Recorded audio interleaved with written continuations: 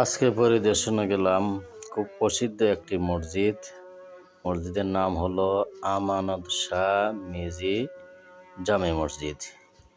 এটা মানুষের মুখ থেকে ইতিহাস জানতে চাইছিলাম যে এটার ইতিহাসটা কি। যে আমানত শাহ ওই যে ষাট আউলিয়া যে বাংলাদেশে আসছিল, তো ওনাদের ওই মধ্যে থেকে একজন ছিল শাহ আমানত শাহ। তিনি এখানে ছিল, পাশেই ছিল, এখানে নামাজ পড়তো। তো এক সময় যারা অমুসলিম ছিল, হিন্দু ছিল, তারা এই জায়গাটা দিছে যে আপনি এখানেই ইবাদত বন্দি করেন। কিন্তু ওনার কবরস্থানটা কোথায় আশেপাশে আছে, কিন্তু নির্দিষ্ট কোনো জায়গা কারো জানা নেই, সঠিক কেউ তথ্য দিতে পারে না। সেই থেকে এই মসজিদটা প্রসিদ্ধ। মানে আল্লাহ রহমতে এই মসজিদে বহু অনুদান আসে, মানুষ অনেক জায়গা থেকে আসে, মসজিদে অনুদান দেয়। তো এই সংক্ষিপ্ত ইতিহাস জানলাম। এটা গোবিন্দপুর, চাটকিল, নোয়াখালী অবস্থিত।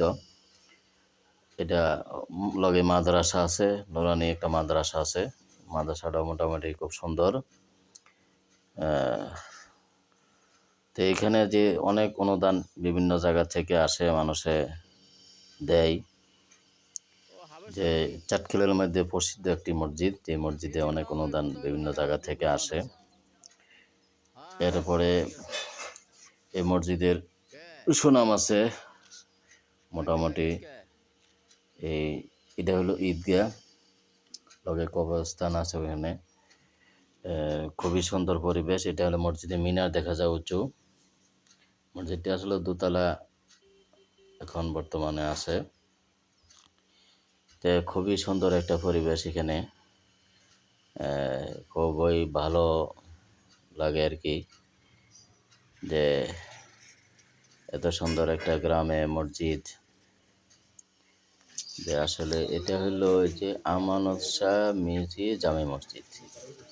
এই মসজিদের সিঁড়ি, এখানে নামটা লেখা, সেটা আমি ভিডিও ধারণ করলাম।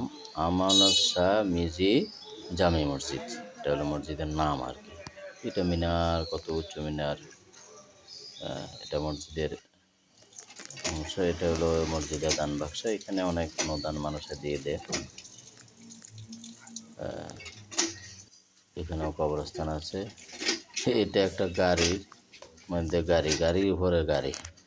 এটার মসজিদের ভিতরে অংশটা ধারণ করছিলাম। এটা আসরের টাইমে, রোজার দিন আসরের টাইমে এখানে মুসল্লিরা আসতেছে নামাজ পড়ার জন্য, কেউ সুন্নত পড়তেছে। মসজিদের অংশটা আমি ধারণ করলাম ভিডিওতে। খুবই সুন্দর, ভিতরে পরিবেশটা খুব ভালো। এটা বাইরে আর একটু ওই সামনের অংশটা ভিডিও ধারণ করলাম। সকলকে ধন্যবাদ, সকলে সাবস্ক্রাইব